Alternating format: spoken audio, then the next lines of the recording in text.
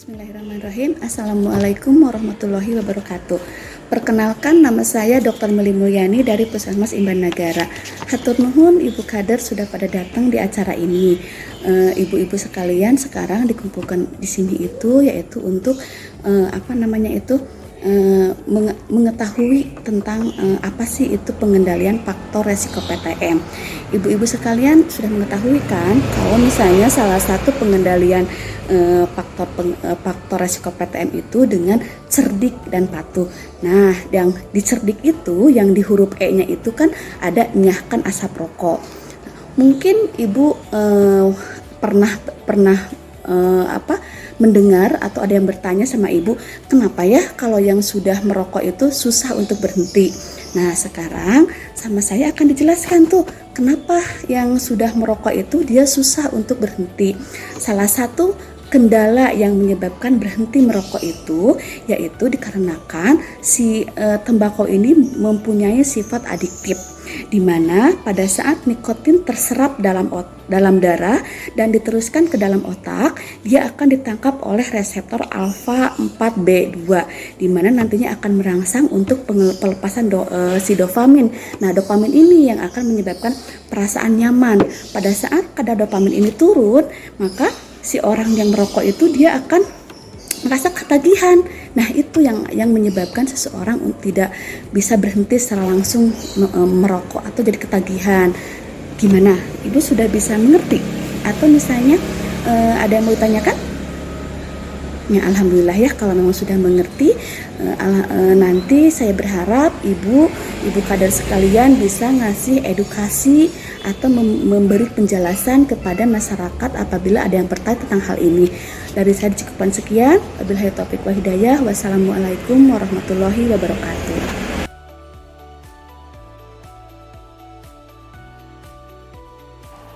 Bismillahirrahmanirrahim. Assalamualaikum warahmatullahi wabarakatuh. Selamat pagi ibu-ibu sekadar semua. Mudah-mudahan pada hari ini kita selalu diberkahi Allah Subhanahu wa taala. Saya ucapkan terima kasih kepada ibu yang telah hadir pada kesempatan ini untuk mengikuti pelatihan untuk ibu kader untuk PTM. Perkenalkan, nama saya Sri Suwati, seorang bidan dari Puskesmas Imban Nagara. Kebetulan pada kesempatan ini saya akan memberikan materi yaitu tentang pelayanan konseling UBM dengan pendekatan 4T, yaitu upaya pemberhentian merokok. Nah, baik ibu sekalian, kita siap ya. Adapun layanan konseling UBM adalah suatu layanan konseling kepada seseorang yang ingin berhenti merokok yang diberikan oleh seorang tenaga kesehatan terlatih. Layanan konseling UBM di fasilitas kesehatan tingkat pertama atau FKTP atau puskesmas dilaksanakan 2 minggu sekali selama 3 bulan pertama dengan durasi waktu yaitu 30 sampai 60 menit atau dilakukan minimal 6 kali pertemuan untuk setiap klien. Jika klien sudah dapat berhenti merokok di bulan ketiga, maka dapat disebut klien sudah mengalami 6 kali pertemuan konseling UBM. Nah, adapun konseling UBM ini yaitu menggunakan metode dengan 4T. Yang pertama yaitu tanyakan, kemudian juga telaah, kemudian tolong dan nasihati, selanjutnya yaitu tindak lanjut. Nah, bagaimana caranya? Yang pertama yaitu tanyakan. Kita harus menanyakan kepada klien. Yang pertama yaitu apakah klien itu sebagai perokok berat atau bukan? Apakah di keluarga itu ada yang merokok atau tidak? Kemudian setelah itu tanyakan juga bagaimana tipe klien kita itu. Nah, kemudian hasil pertanyaan itu kita tulis di dalam form sebagai status daripada pasien. Kemudian lakukan pemeriksaan selanjutnya. Setelah itu telaah bagaimana nilai keinginan klien untuk berhenti merokok, telaah keluhan yang dirasakan oleh klien, kemudian juga telaah dampak rokok bagi kesehatannya. Kemudian perlu dipastikan klien memiliki keinginan untuk berhenti merokok atau tidak. Bila tidak, maka diperlukan suatu konseling motivasi. Nah, di mana nilai sampai manakah tahap keinginannya klien untuk berhenti merokok itu? Apakah pada prekontemplasi, kemudian kontemplasi siap, tindakan dan pemeliharaan. Kemudian yang ketiga yaitu tolong dan nasihati. Nah, anjurkan klien untuk berhenti merokok. Nah, kemudian gunakan pendekatan secara personal secara baik-baik yang kuat dan jelas untuk menganjurkan klien supaya berhenti merokok. Kemudian juga untuk klien yang tidak berhenti merokok, yaitu berikan konseling agar klien dapat berhenti merokok. Setelah itu susun waktu kapan berhenti merokok akan dimulai. Nah, berarti kita harus menegaskan kepada klien itu kapan klien itu dapat berhenti merokok.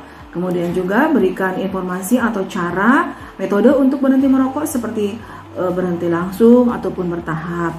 Kemudian beritahu keluarga dan orang sekitar bahwa kita akan berhenti merokok dan meminta dukungan dan pengertian kepada keluarga untuk mengingatkan agar untuk kembali tidak merokok. Nah, sebagai antisipasi hambatan yang akan muncul, biasanya hambatan itu akan muncul paling besar yaitu pada minggu-minggu pertama.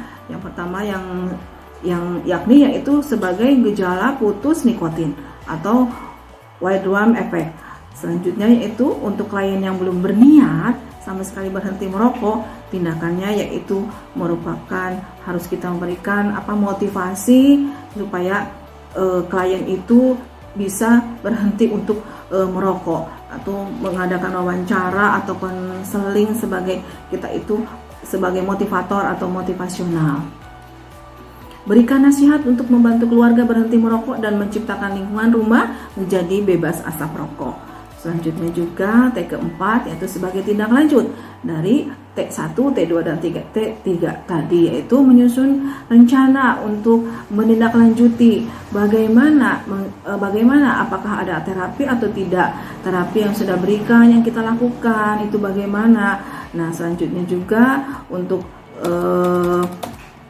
klien yang tidak ingin berhenti merokok, untuk saat ini dengan memberikan informasi dampak kesehatan akibat merokok dan meningkatkan motivasi klien untuk berhenti merokok.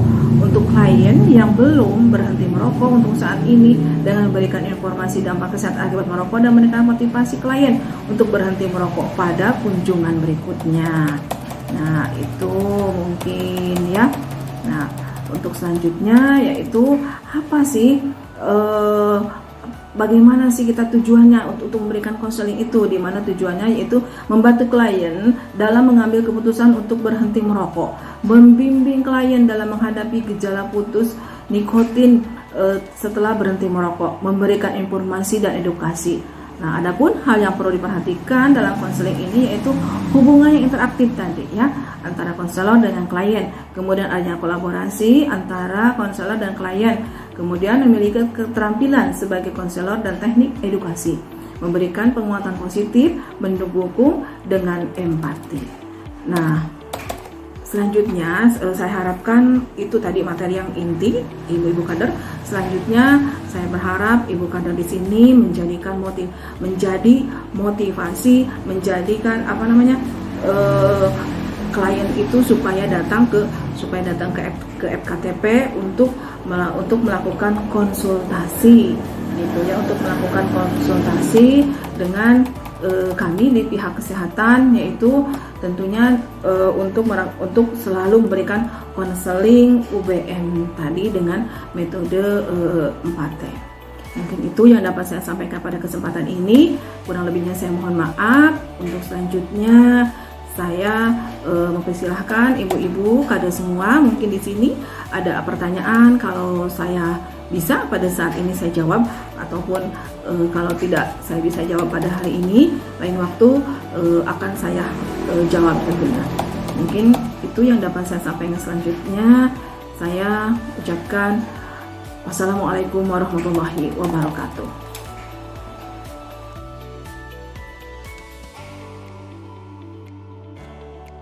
Ibu, perkenalkan nama saya Nina dari Puskesmas Indonesia. Saya akan memeriksakan cek asam urat ibu ya Bu ya. Multi check meter, autoclip, jarum, strip test sama alkohol swab. Pertamanya kita masukkan dulu strip test ke multi check meter. Kemudian masukkan jarum ke alat autoclave-nya.